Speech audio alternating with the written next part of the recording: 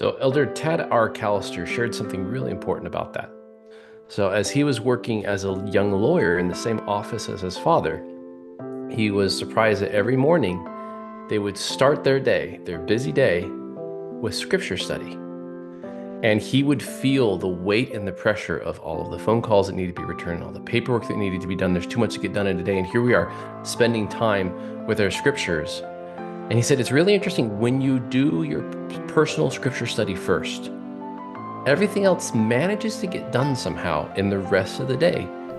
Welcome to The Covenant Path, where we explore latter-day journeys through personal life stories and the scriptures. I'm your host, Richard Bernard. In each episode, I dive into the lives of faithful individuals, discovering how they weave the scriptures into their daily experiences and navigate the covenant path. Join me as we hear inspiring stories, gain insights from the scriptures, and find motivation for our own spiritual journey. Your continued support is the lifeblood of this podcast. I invite you to share this content with your loved ones, follow us on your preferred platform, and leave a rating. Your engagement helps amplify the message and grow our community. Also, The Covenant Path is also available on YouTube. There's a link in this episode in the show notes. I'm also privileged to host the Everyday Saints podcast produced by Cedar Fort Publishing and Media.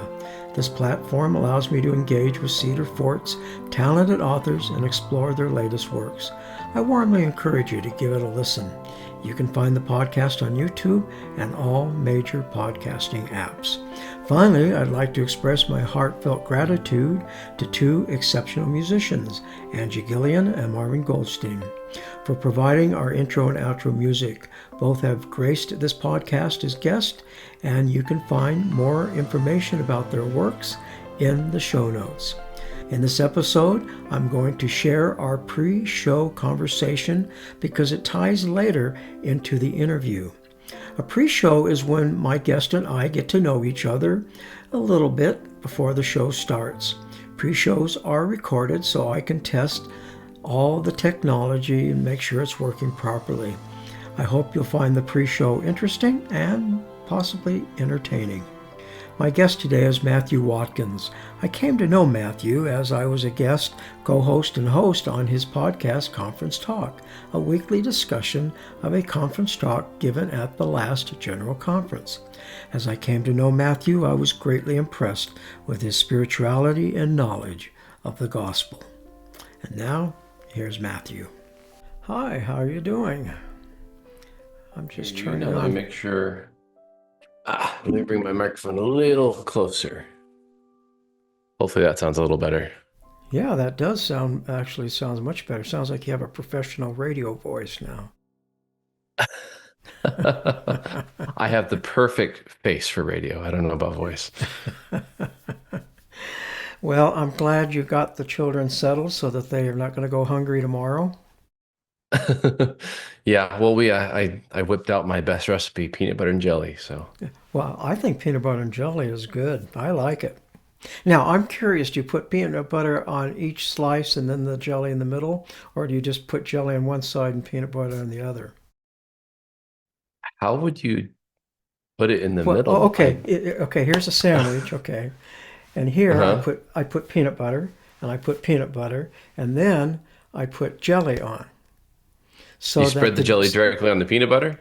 yeah, so that the jelly doesn't soften the bread. Oh, that's an interesting idea. I don't know. I'd feel weird because I often have to take the knife back into the jelly jar a few times, and so if it's got peanut butter on it, I'd get things all mixed up. Well, I don't know if I could have the skill to pull that off. I think you have more than one knife, right? So you have a I'm knife not in using more than one knife on my kids. You underestimate the powers of my cheapskate. Anyway, I know some people, that's why I do it. I put peanut butter on both sides and then the jelly on. But Interesting. other people Now, do it the other way. we have had jelly that comes in that squeezable thing. That you don't even have to have a knife for that part. That sounds like an Oh, interesting yes. idea, though. The peanut butter on both sides, squeeze it Yeah. on top, no Yeah. contact. All right. Well, I know it's late for you. We'll get started. And like Sure, I no said, worries. we're just going to talk about you, and then gradually we'll start talking about the scriptures Okay, sounds good. Let me shut and my office how. door real quick. Okay, Okay. all right. Well, we'll have a moment of silence. Now I got to make sure this is recording and audio hijack is recording, so we're good to go. I hate when I do something and then forget to push the record button. Been there. Can't tell you, can't tell you how many times I've had to go. Can we start over? All right, so we'll have a moment of silence. We'll begin. Well, Matthew, welcome to the podcast. How are you doing this evening? Doing great. Thanks for having me on. We're starting a little late because you had a very important job this evening. Yeah, What was that? got to make some peanut butter jelly sandwiches for my kids. Now, do the children prefer you making the sandwiches or your Oh wife? no, definitely my wife. She spreads the peanut butter all the way out to the edges and got the jelly nice and evenly distributed. I put extra effort into it, so I closely approximated my wife's technique. Okay, well, I would rather have your wife's sandwiches because you don't want some bread that doesn't have peanut butter on it. That's what she says too. Yep, that's my number one Yeah. complaint from my kids. I figure I'm an okay dad if that is my number one complaint, though. Well, if I ever come to the southern part of the United States, what state are you in exactly? I'm here in Tennessee. Tennessee. Are you near Nashville? Yeah, just about 20 minutes south of it. Oh, okay. Because we have a daughter. She married a fine young man just outside of Nashville. I can't remember the name of the city.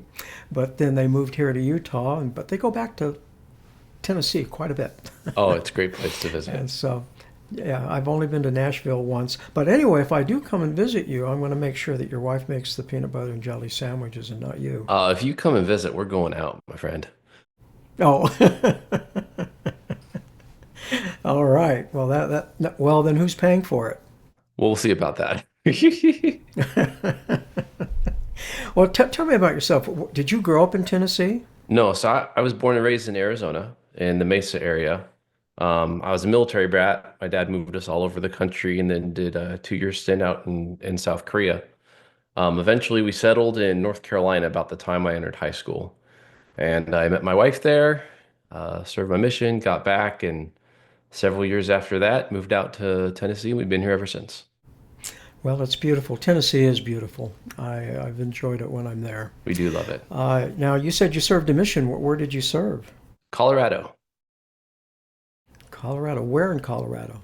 So it was the Denver South mission, which I describe as taking the northwestern third of the state and the south half of Denver. I just Oh, checking a few okay. days ago, and the boundaries have since changed, but that is the way it was when I was there, at least. Have the boundaries gotten smaller? Yeah, they've split into several missions out in Colorado, so it's not just the three that were there when Okay. I was. Well, that's because when you were there, you baptized so many that they finally had to That is shrink absolutely the not what boundaries. happened.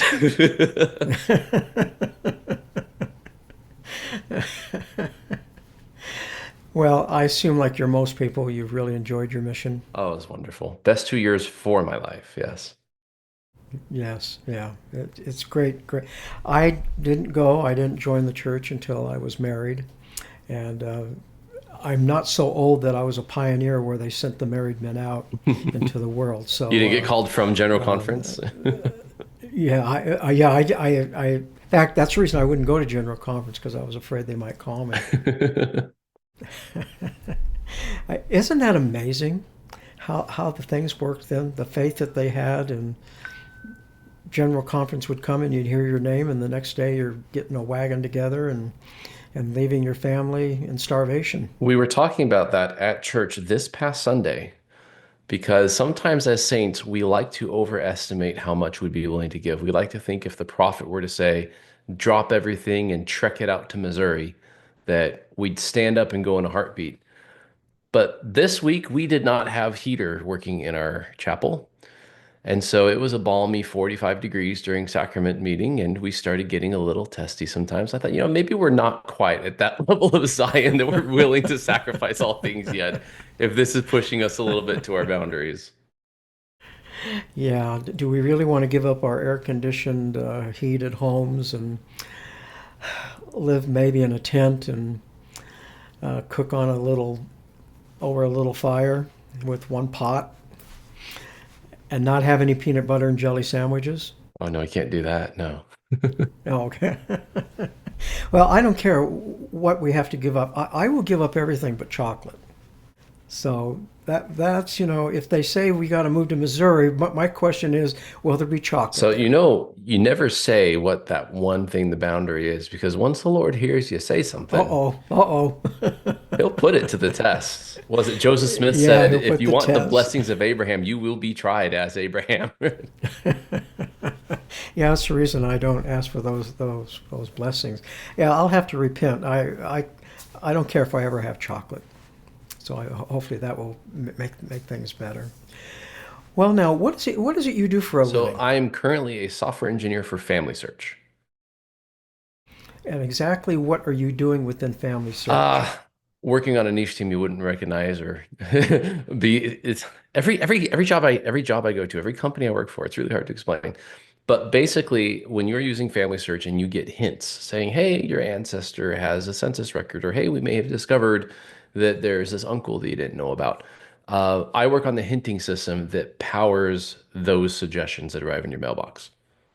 So that's Wow. kind of the best way I can explain it. Wow. Well, I admire anyone that can code. I did some coding in BASIC. I assume you know what BASIC is, right? I do, yes. That was a long time ago. There's much sympathy in Anyway, my voice right now, yes. I actually wrote a tithing program for my ward back in the 80s using BASIC. And I was one of about three wards in California that were experimenting with it. But anyway, we in our ward we had something where at least it kept track of the tithing and everything. And so that was my venture into coding, and I decided I don't think I'm made for this. I'm not made for it either, yet here I am. It, it takes a special mind. It really does. Now, They often say when you're a software developer, it's fun debugging because you're the detective solving a murder mystery, but you're also the murderer. So you get to figure out now what you I've never did. heard that before. So how many years have you been doing this? I've been working in the software industry since 2011, so just a few months after I got back from my mission. Oh wow. Now did you go to school for it or did you just pick it up? I did. I did schooling and work full time, both. So that was an exciting 8 years of my life. Where did you go to school? North Carolina State University.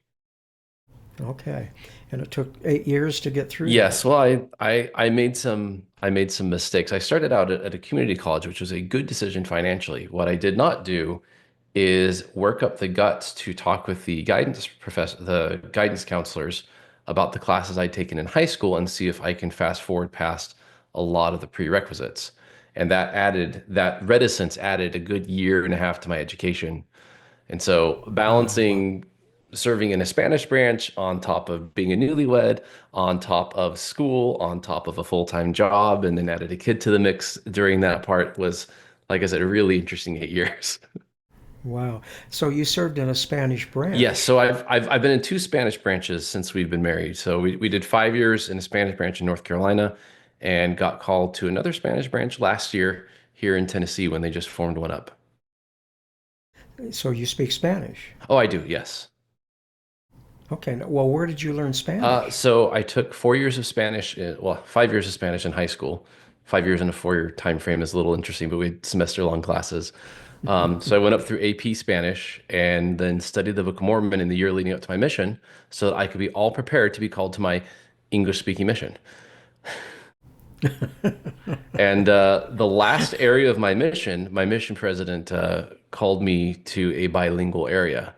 Now, I found out that they could do that partway through my mission because we went to the mission office when I was a brand new missionary, and I noticed that my card was yellow on the transfer board. And there were only about two or three yellow missionaries on the transfer board. And I said, President, what is this yellow card? And with a completely serious look, he said, those are my problem elders. Oh, great. I'm in trouble already. And he chuckled like you are now and kindly said, no, these are my bilingual elders. I can put them in whatever area. I would hope to go Spanish some point in my mission, and I got it on my last area. And the High Council, when they had me report, they asked me to share my testimony in Spanish and decided it was good enough to put me in a Spanish branch. So we ended up there No. just a few months after I got married. It's interesting working in branches. I worked in American Sign Language branches for a little over 20 years. Wow. And so I know what it's like to be in a branch. It's a totally different atmosphere than a ward. Hmm. Now, in your branch right now, do you have enough priesthood? There's never enough priesthood. It's it's really unique, this branch compared to the last branch I served in. In the last branch, they relied heavily on bringing in people from the surrounding wards to fill leadership positions. In this branch, Okay. they've taken a little bit of a different approach in the stake, and they filled the leadership positions with native speakers, native-born people, and only called a very, very few people in to fill positions, and fortunately not put us into, big leadership positions. They want the branch to be a little more self-sustaining. So what that means Yes. is right now we have a first counselor. We do not have a second counselor. We went almost a year without an elders quorum president. Uh, so there's been some major holes, but we make it work. The new versions of the handbook in the church are very accommodating for unique circumstances all across the world, and it's been really beneficial for us to have a lot more leeway than we've had in previous years to adjust things in a way that really helps the members. And boy, serving in a Spanish branch, any high counselor who ever comes and speaks will tell you there is a different spirit in the chapel. You're going to see Yes. maybe people wearing t-shirts. You're going to maybe see stuff you don't normally see in a Latter-day Saint service, but you're also going to feel the close-knit unity and the familial aspect of a church unit much more powerfully than you will in many English-speaking congregations. People come up and give you hugs and abrazos y besos, and there's always something to eat afterwards. It's a different experience in a Yes. wonderful way. Yes, it is. Now, how big is that branch? I mean, as far as miles, if you had to go from one end of that branch to the other, how far of a drive is Generally, that? a Spanish branch is going to cover the entire boundaries of whatever stake it resides in, and it's going to be usually Okay. attached at the hip to one of the English wards. It's kind of like a host ward, and they'll combine the youth program and the primary program. So we're combined with the ward that covers the temple, and our boundaries do cover the whole stake, which is uh, we get a significant ways up to about two-thirds of the way up into Tennessee, and then we go all the way down to the southern border, if I'm not mistaken. But virtually all of our members live in the Franklin area, which is with basically a 10-minute circle around the temple. And then we have a few families that are in some of the more outlying towns, but not that many. Yeah, the deaf branch covered several stakes. In fact, um, for me to, at that time it was home teaching, but to do home teaching, it was an hour and a half for me to get to a family. Anyway, I served in the branch presidency and all sorts of other callings. That's where I taught for, oh my goodness, 13 years in primary. So, yeah, I agree about the familial. You talked about. There's something about a small group that they have to really Band together. band together, knit together, and so it just like it's one big family, Mhm. really. So I enjoyed my time there. I have a deaf grandson, and so I would take him to church and serve. So it's a unique situation, very unique. Now, your wife, does she speak Not a Spanish? lick, no. So this is Okay. we're going on year 7 of her attending a unit where she does not speak the primary language. She knows enough to know when I'm talking about her. There was a Okay. time she wanted to bear her testimony. She got up and she had me translate for her, and she got to the part where she was expressing gratitude. And when she expressed gratitude for me, I added some self-complimentary words for fun. And the branch members start laughing, and she turned to me with daggers in her eyes and says, "I did not tell a joke. Why are they laughing?" She's not let me translate her talks ever since then, but Well, I was at one time a nationally certified interpreter for American Sign Language. oh Had wow. to get up because my hearing was going bad. But there is a classic story about interpreting. And by the way, there's a difference. This is just for the audience. There's a difference between translation and interpreting. Oh yeah. Translation is from frozen text, so that means you're taking a book or a movie or something and translating. But interpreting means you're doing it live. And so, Interpreting is anyway, terrifying. as the story, Yes. yes. And what people don't realize is that you say something in English, there's about 4 or 5 different ways you can interpret that. And so you have to kind of, it's a interesting process. I used to go to workshops about how the mind works when it's interpreting and how it moves from this section to that section. It's fascinating.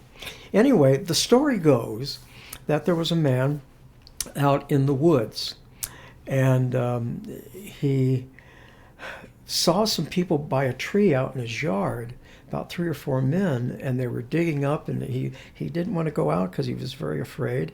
And so he saw, but they had like a big box and they buried it in the ground. Did it have Now, gold this plates in man it? was deaf. Well, no, supposedly he thought it was maybe some money or something. So anyway, it was buried, and he's deaf. And so he went out afterwards and dug it up and opened it up, and it was just these gold coins. And he go, oh man, I am rich. And so he brought it into the house and he hid it.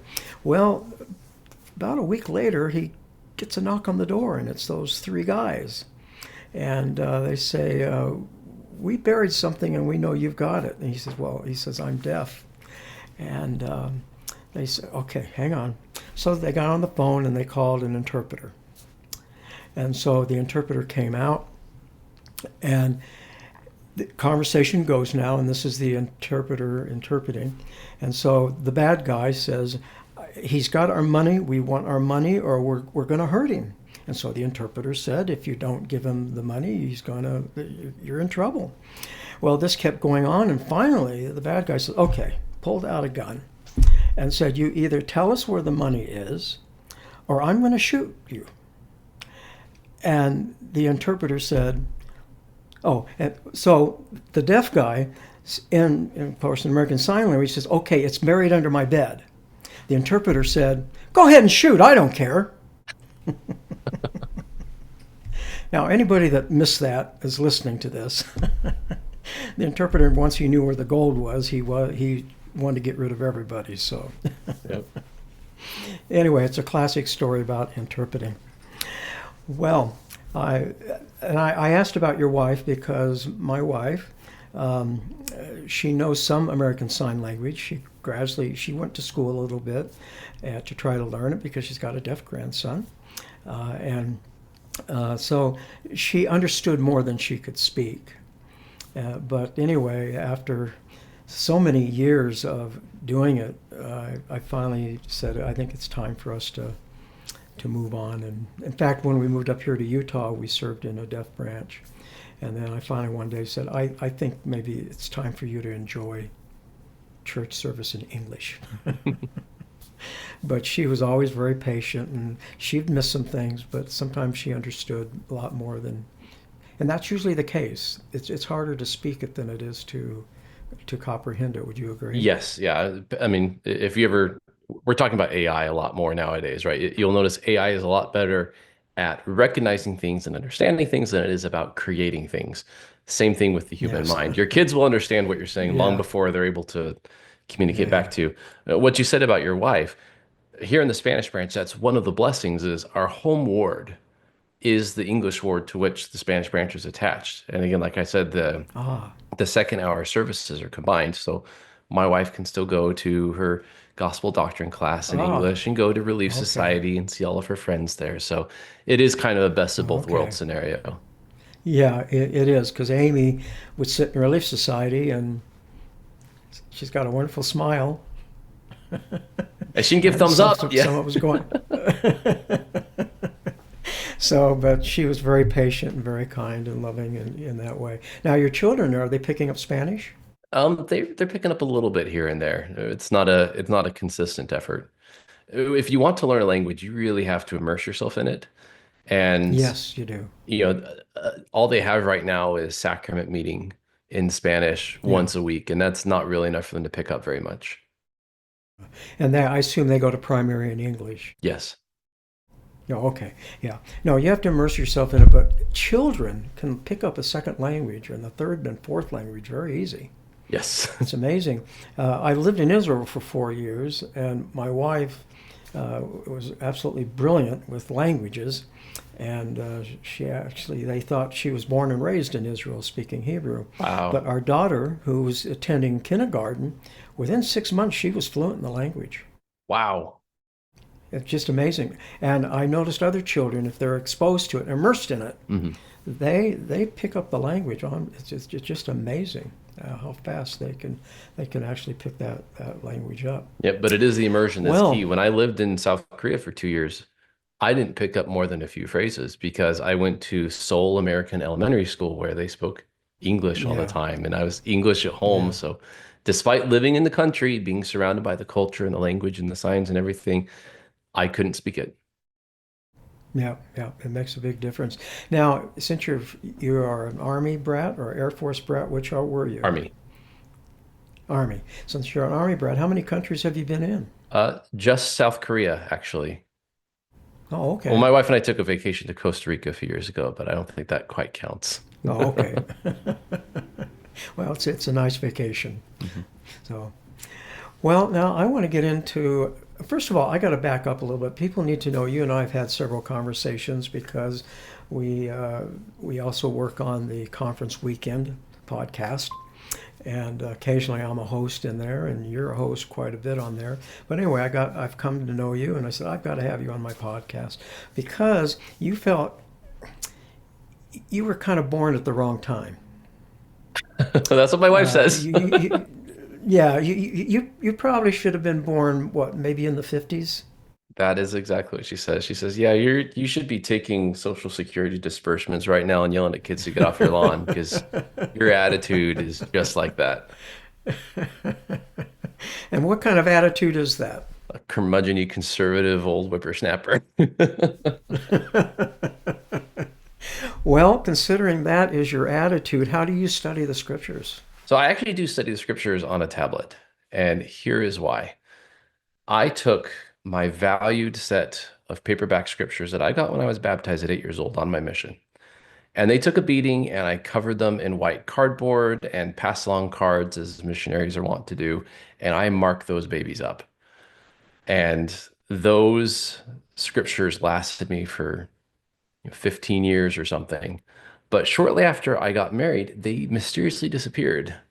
And I tried to explain, I was like, where are my mission scriptures? Where are my baptismal mission scriptures with all of my notes and all of my footnotes and all of my links and all of my underlines and highlights according to the Preach My Gospel lessons? She says, what do they look like? And I describe them. She says, sounds like they look like trash and I might have thrown them away. Oh, great. Now my scriptures are gone. And then I started using the Gospel Library app and I said, wait a minute, I can now link to conference talks and I can cross-link between all these things in the church manual. And I have infinite margin space, infinite highlight colors, and all of my notes and everything are synchronized to the cloud, so I cannot lose them. This is wonderful. Well, it is a wonderful app. Of course, that's what my mission's on. I don't have my badge on here. I just came back from the temple and my badge is on my coat. But anyway, the Gospel Library is a tremendous app. I know there's some other apps out there, but it's the brethren that are asking us to use the Gospel Library. I know that because it's one of the directives I was given. And just a little tip now, there are 10 colors you can use, but if you ever run out of colors, you can lay one color over another. Yes, you can. And there's 3 different highlighting styles too, I've noticed. Yes, yes, there is. Now, do you use Android, Apple? What are you using? I'm Android. Android, okay. And so you use a tablet. You're using an Android tablet. Hmm. Okay. Um, so the problem, you've got to be careful if you overlay colors because if you want to somehow delete that, I've had people call me up and say, I've deleted it and it's still there. And I go, well, how many Which colors one are did you? you delete? Yes. Sometimes people will put red on top of red on top of red on top of red. And so they don't realize that they're going to have to do 4 times deletion before they can to do Well, that. and the other problem is anytime you have overlapping annotations, it's hard to, okay, well, I want to modify the note for this one, but not the highlight for that. It's hard to figure out to be able to select the specific one. The other problem is if there's a Yes, footnote inside your highlight, you try and press on that, you're often going to get it wrong and think you're selecting the highlight, not the footnote. I'm sorry, is this the yes. Gospel Library Bug Report podcast or is Well, I'm aware of all the problems with it, and there are some things I would like them to change. They don't listen. Well, it's not that they don't listen. I've actually come to the understanding I'm a power user of the Gospel Library. And some of my friends, there are three of us that are serving this mission, and the three of us are power users. And there are some at the church headquarters, which I serve out of, that are power users. And I've got some people that I've interviewed that are power users. But we're in a minority. Yes. The vast majority of the people that use the Gospel Library use it because they don't want to take the quad to church on Sunday. And we know this because we have the analytics. Mm-hmm. And I have access to those analytics. And I love it. Let's just picture a graph of usage of the Gospel Library, just in general. And so here it is on Monday. Let's say that this is the baseline. And so it's like this until Monday, Complete Tuesday, flat Wednesday, line. Thursday. Friday, yeah, just about. It's not quite, but almost. And then Friday it starts going up. And then Saturday it jumps up even more. And Sunday it jumps way up. And then on Monday, it's almost down to the baseline. So in other words, it's the same graph that we see at Family Search. Oh, Mm-hmm. really? Is that true? Yes. Wow. Everyone does their Okay. family history work on Sunday. And to what you said about power users, there is a tiny, tiny sliver of our user base that actually spends decent, reasonable amount of time on the site, using it, stitching everything together. Those are our power users. Everyone else logs in once or twice a year, if that. Wow. Wow. I I see people don't realize, and I've had people, because I give devotionals throughout the country on this, and they go, do they know what I'm doing? I don't know. What they know is that somebody has an Android or an Apple phone that lives in the Franklin area of Tennessee, and and they know that what they're doing, and they know that they've been on for 3 seconds or 5 seconds or whatever it is. So anyway, the things that I want in the Gospel Yeah, they don't Library know that and Bill others Smith want. is reading up on the divorce topic and the So I will say they do know a Well, little bit more than you're letting on. I found this out just a few weeks ago because someone yes. had posted saying, "Oh man, one of the best kept secrets, one of the greatest treasures is the General Conference leadership seminar notes that occur prior to every General Conference." And I thought, best kept secrets, it's in the Gospel Library app. I mean, I've always heard, if you want to hide something from the saints, put it in the Gospel Library app. But Yeah. I shared the link to the October 2024 General Conference Leadership Center. I said, here's the notes right here that you're talking about. And everyone's like, I don't see it. I don't see it. I click on the site. I don't see it, the URL. I said, well, it's right here. Just go in your Android app, click this, click this, click this. And someone with a little bit more know-how said, Brother Watkins, that is only for people that are in bishoprics. Oh, so it knows Oh. who you are. It knows what level of stuff you have Yes. access to, and there is Yes. conditional displaying of certain Yes, there contact. is. I did not know that. Yes. Yeah. No, that's very true. If you're the bishop and his counselors and things like that, there's certain access that you have that us regulars just don't have. So anyway, the things that I want in the Gospel Library, I keep asking for, but it's dawned on me, Richard, we know you want it. It makes sense, but you're a power user, and most people aren't, and they won't use it. And so I've just had to make modifications. I've really actually, for example, when I was called to this calling, the first thing that came out of their mouth, this was on a phone call. I think I got a text. I got a text from church headquarters and said, can we talk? And so I said yes, and we got on the phone. They said, we'd like to call you as a missionary as an indefinite mission. That was the first thing they said. And I go, indefinite? Isn't that reserved for like the apostles? And they said, well, okay. Can you serve until we get tired of you or you get tired of us? And I said, well, I can handle that. And then secondly, they said, and I know my listeners have heard this before, I'm sorry, but the second thing they said was, I asked them, I said, what do you want me to do? And they said, we don't know, but you'll figure it out. Will you accept the call? Yeah, I guess I can handle this. And I knew it was about the Gospel Library. And so anyway, after about a week, I called them back up and I said, okay, I'm struggling and I know there's a directive. I know there's a directive. What is it? So they reluctantly shared it with me. And it was two things. The brethren want you to use the gospel library, and they want you to record your personal revelations in the gospel library. And so I've been doing that. But the problem is recording, if I, the latest one is always at the bottom. There's never a way to sort it so that your latest one is at the So where top. do you keep these notes? Do you keep them as a study Because notebook, or you keep these like as annotations somewhere? I create a notebook and I call them my small plates. That's a good name.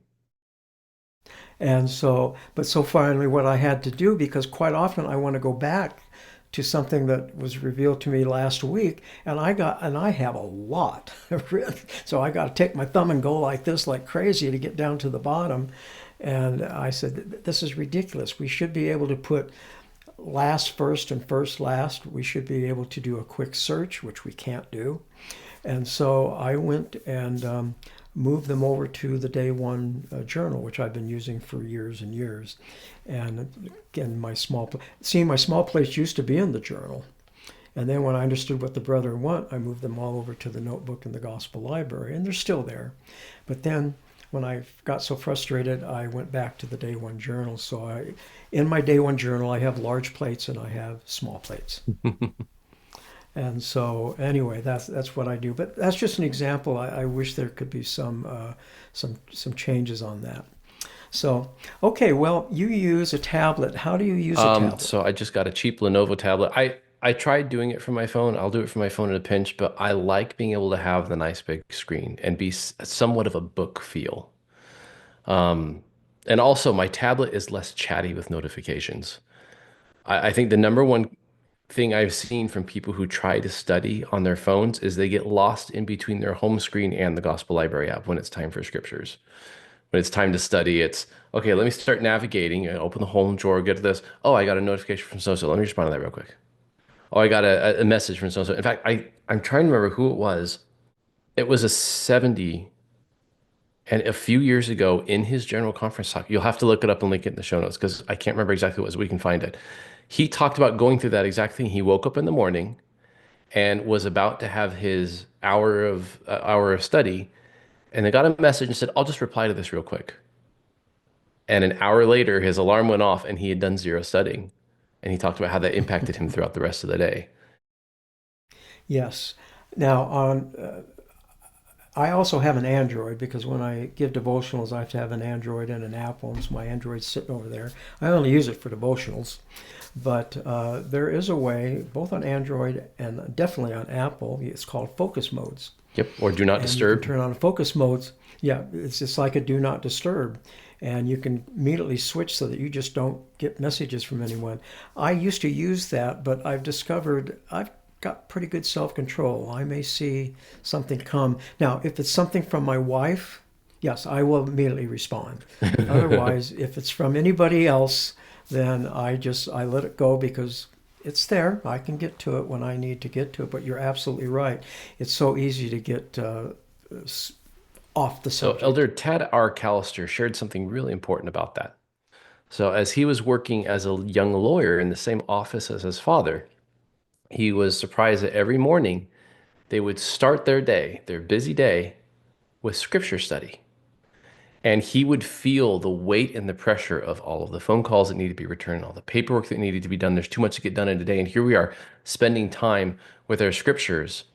And he said, it's really interesting when you do your personal scripture study first, everything else manages to get done somehow in the rest of the day, even though he didn't think it was possible. And he shared a great analogy about two men who were having a wood cutting competition.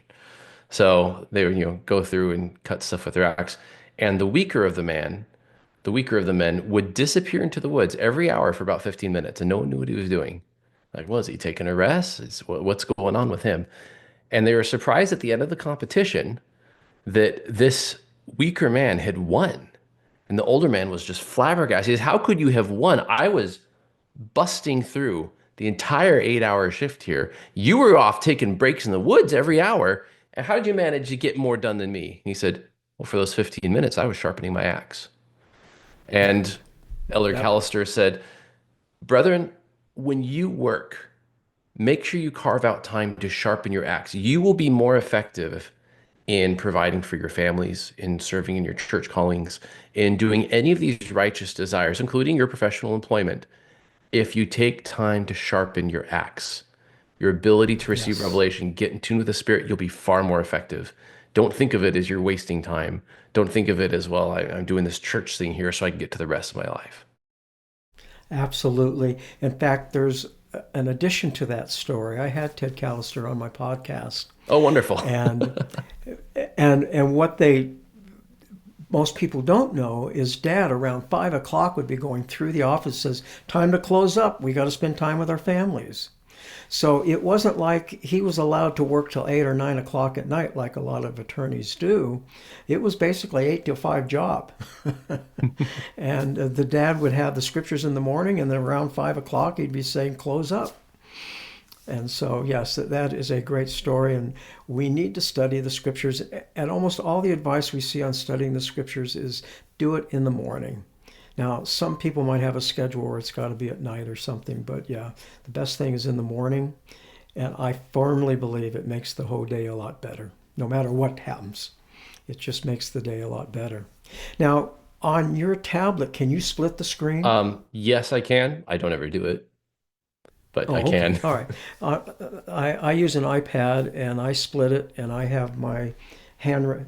I use an Apple Pencil, and I like to write notes, and my audience knows that because it slows me down and I can think a lot better. But on one side of the screen, I'm writing, and the other side, I've got the scriptures. And then if I want, I can take my handwriting, convert it to text, and throw it into the scriptures if I want to. But it was that. Now, do you use a hard copy of the scriptures at all I do next to not. them? No, I have a hard copy Okay. here that I use sometimes when I teach the kids. I am an exclusively tablet studier nowadays. Okay. All right.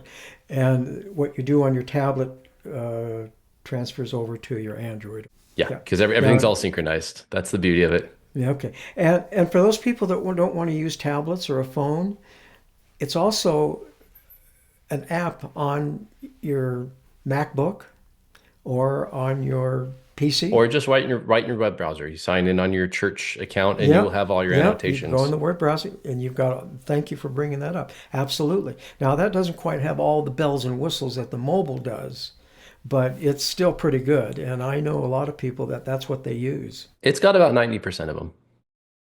Yeah. Yeah. So, yes, absolutely.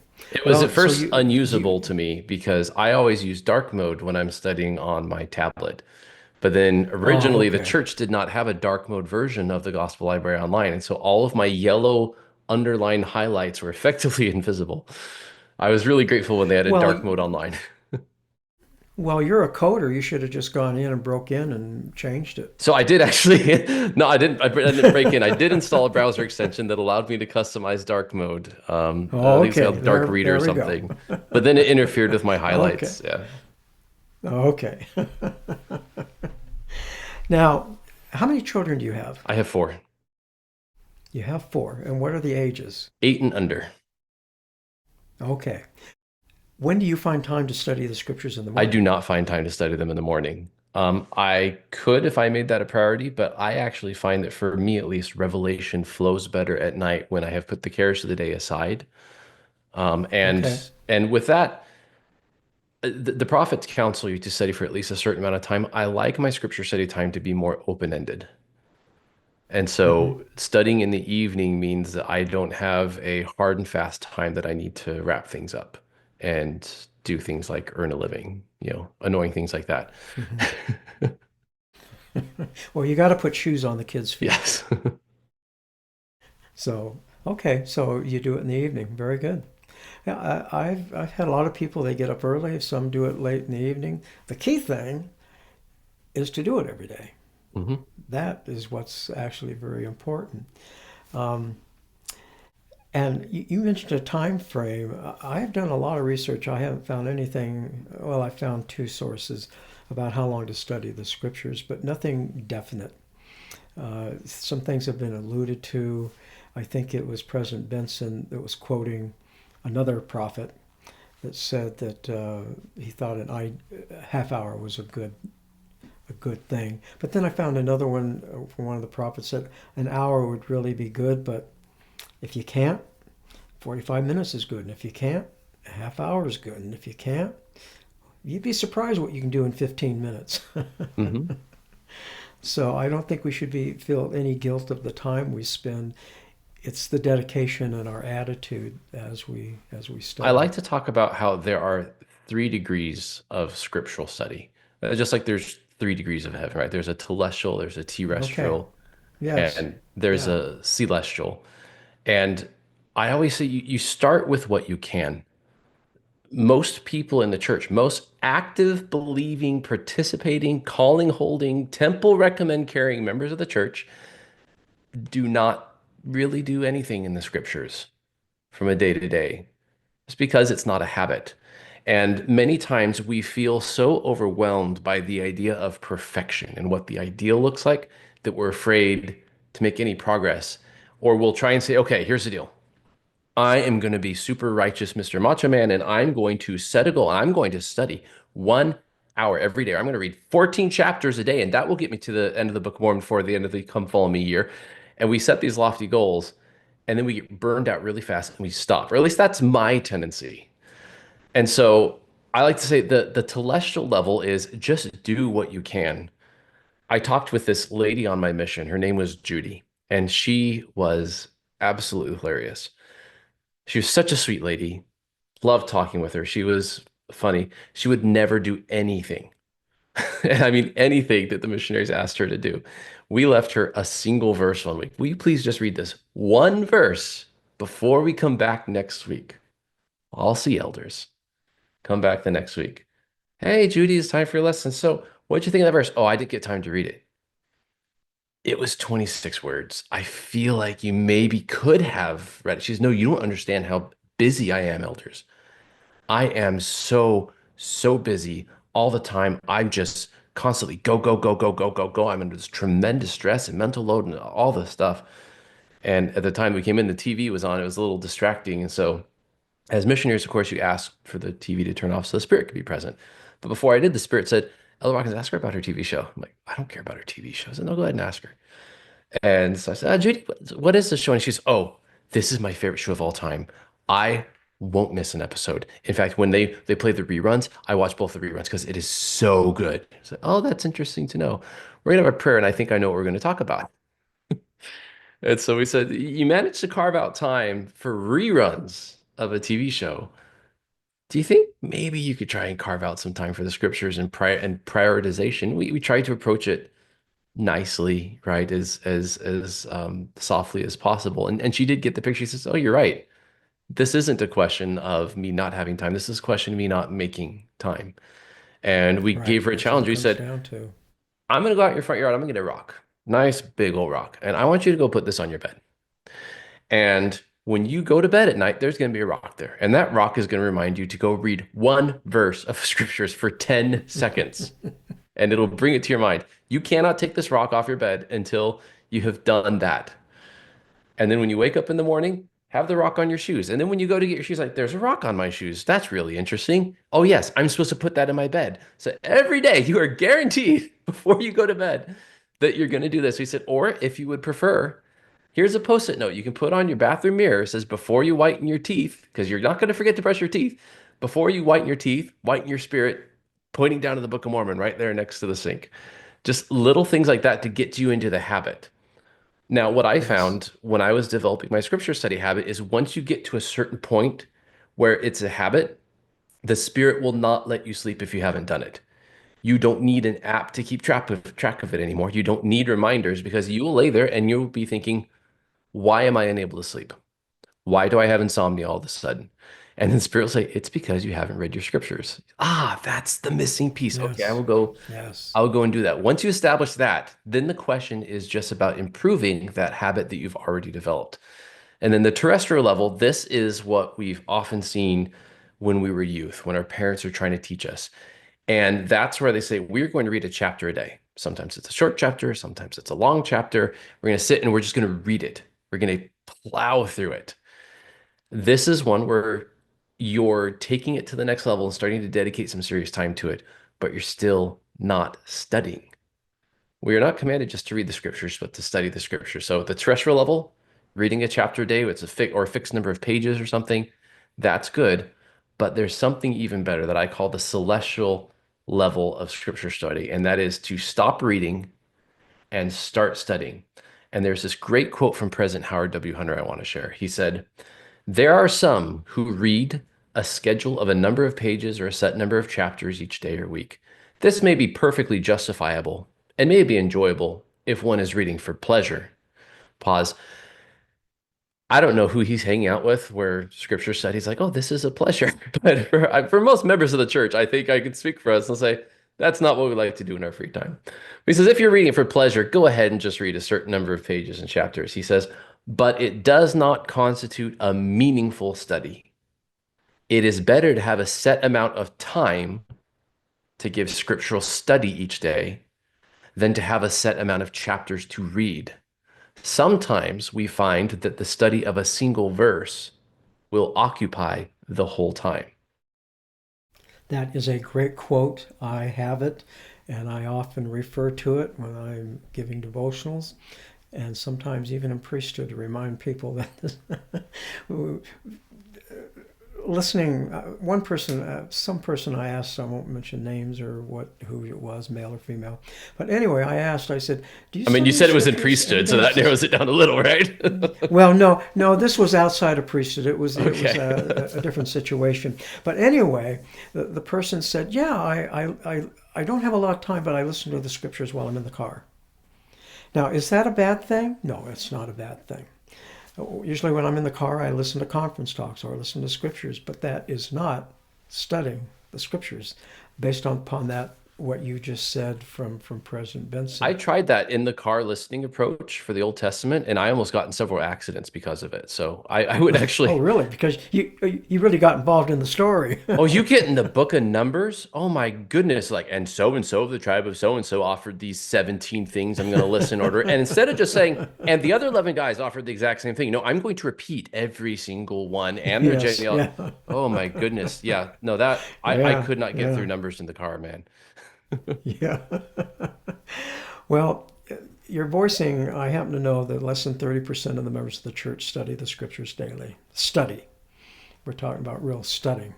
And it's a shame because this is, Elder Bednar said that the study of the scriptures is a prerequisite to receiving personal revelation. 100%. Now, you mentioned three things. I had Brad Wilcox on this podcast, and he introduced three ways to study this. He said there's three ways to study the scriptures. And he said, first of all, you study the line. So you're just reading. Second, you study between the lines. Like, what does that word actually mean? And the third one is you read beyond the line. How does it apply to me? And so I've always thought that is just great advice Your coming from. point about one more, your point about personal revelation is extremely key. I struggled for much of my life with the question of how does the Spirit speak to me? Because I come to find out he speaks to everyone a little bit differently. In Doctrine and Covenants, he Yes. says he will speak to our mind and our heart. That doesn't mean that it's a 50-50 ratio. To my mom, he speaks very much to the heart and very little to the mind. She acts very much on intuition and emotion. That's how the Spirit speaks to her. She finds herself impressed emotionally to do things that don't seem rational at the time, but prove to be prophetic. On the other hand, I'm the exact opposite. I rarely feel the Spirit in the sense of warm tinglies. My experience with the Spirit more often is the way Prophet Joseph Smith described of pure intelligence flowing down, ideas that I can tell are not my own. And for me, at least, the language of the Spirit is the language of the Scriptures. When Jesus told his apostles, "I will send you the Comforter, and he will bring all things to your remembrance." For me, that means that when I pray, and in the occasions I can have an actual two-way conversation with God, his answers are almost exclusively quotes of verses I had read, bringing them to my remembrance. verses that I would have never thought to apply to the questions I was asking. And I realized if I had not spent time in the scriptures becoming familiar with the words, then I was limiting the vocabulary that the Spirit could use to communicate with me. Yes, very good point. Marvelous point. Amen to that. I'm like you. I've spent most of my life, what is revelation and how do I receive it? And I actually hear words, but I know I've learned it's a special tone that's totally different than my own thoughts. And so the other thing I do, and I'm just going to ask you, as you're studying the scriptures, do you write in a journal things that are revealed to you? Yes, so I have my personal journal, which is mainly just a spiritual journal. Each of my journal entries, like, so here's what's happening in my life, and then here are the insights. Um, Okay, so I yeah. guess I'm mixing big And plates and small plates. is that digital or written? Is that Digital. paper and pen or is it No, digital? it's Okay. digital. It's all in Google Docs. And Yeah. then as I'm studying, when I have impressions about the text, I take those right in line with my notes. And the big thing that I find the Spirit really comes to me is the linking. Is I will read a phrase and I say, well, that sounds like that talk from Elder Uchtdorf, that story that he gave. Okay, link that. Mm-hmm. And and it sounds like this other thing that Elder Holland said, and it sounds like this other thing that Nephi said, that sometimes it's also the footnote and sometimes it's not. Yes. And I'm wondering, okay, why didn't Bruce R. McConkie make that footnote? This is an obvious connection. It's amazing. Little phrases and stuff like that. So that's my study. And then as I come back and read, and I hope this doesn't come across the wrong way. I'm blown away by what I used to know. Yeah. And I read that and I Yeah. say, wait, why is this underlined? This verse seems completely innocuous. This verse seems completely unimportant. And then I click on my notes and see where it's linked. Say, oh, I figured that out. Yes. No, it wasn't me. Yeah. But it was definitely guided, and it's a huge resource No. for me personally. Yes. I think it was today I tapped on a note and I read it and I go, wow, that's brilliant. And I go, that's not me. I can tell when it's not me because it's not my language. hmm There are words that are used that are just not in my language. And of course, other times I tie into a note something that one of the prophets said, not necessarily in general conference, might have been in a book or something. And I copy and paste that into a note. And I try my best to remember to put the reference in case somebody should ask. But I've got some information. I go, wow, I forgot that I learned that 2 years ago because this is what President Bednar said, and it answered my question. That's why it's so important to keep a journal and so important to make notes, and that's why in this digital age, to be able to attach notes to verses to me is a true blessing. It really is a blessing. And it used to be, it was limited to 22,000 characters. It's now, Okay, so I'm a verbose note taker. I am not that level, man. well, I was 22,000. curious because one of our developers, I asked him what was the limit, and he said, well, 22,000 characters. And so I thought, okay, the average conference talk is how many characters? So I actually took a conference talk, dumped it in, had it count the characters, and it's usually about 16 to 17,000 characters a conference talk. So you can put that in. But about 2 years ago, I was at BYU for BYU Education Week. We had a booth there, and one of the developers came by, and I said, it appears that this limit has changed. And I said, what is it now? He says, we don't know. We just opened it up and we have no idea how many characters you can put in there. So I think one could write A Tale of Two Cities in their notes if they wanted to go off on the tangent That that tells way. me is they're making some interesting creative storage space in Cassandra S3, but that's maybe too technical here. No, I understand what you're saying because I wonder about, speaking of storage space, I don't know how many people have approached me and said, why can't we put photos into the gospel library? And I used to think, why do you want to put photos of your cat into the gospel library? That's what I was thinking. And then I had the experience that I was at a church historical site that I took some pictures and I go, well, I wish I could have those pictures in my gospel library. So anyway, what I do is I link them in. And that's how I do it. But I tell people you need to understand that photos take up a lot of space. And there are these things called servers. And the church has to pay for these servers. Yeah, we don't want to build a new Google Drive. Yeah. And so, and I know what servers the church is using. I won't mention. They're probably using the same servers for Family Search. But anyway, it all costs money. And I don't think people understand how much money the church is investing in technology. I actually saw the budget and I was blown away.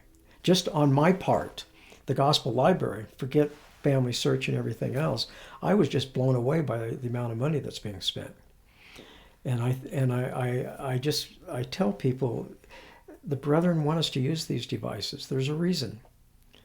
And all the technology ever given to us is to hasten the Lord's work. So, well, Matthew, it's getting late, and you still need to study the scriptures. So we need to get off here so that you can do that. You've made inferior peanut butter sandwiches for your children. I hope they don't notice that. Rub it in. Oh, by the way, do you add anything to the peanut butter and jelly sandwiches? Do they get chips, or is it vegetables, or what? Oh yeah, they've got sides, and we went to Aldi, so we've got some stuff we can send to them. No, okay, all right. Hopefully, it's not just carrot sticks. No, they won't eat those. They'll just throw those away. All right, Matthew, as always, I always appreciate the time I have with you because I actually learn from you. You may not believe this, but I do learn from you. Well, likewise. And I'm always appreciative of your insight and everything. So I just really want to thank you again for being on, and especially so late at night for you. And as always on my podcast, I ask my guests if they'll share their testimony. Yep. So my testimony of the church is not an Alma the Younger experience where it came in a flash of light. Actually, it is an Alma the Younger experience, and here's why. In Alma 5, when he is teaching the people of Zarahemla, he asks, "How do you suppose that I know these things?" Now, as an audience member, I might be tempted to say, well, you did see an angel, and your dad is the prophet, so maybe that. That's not what he pulls back on, though. He says, I know these things because I have fasted and prayed many days. And when I first read that, it struck me. The Spirit was saying, there are no shortcuts to a testimony of the gospel of Jesus Christ.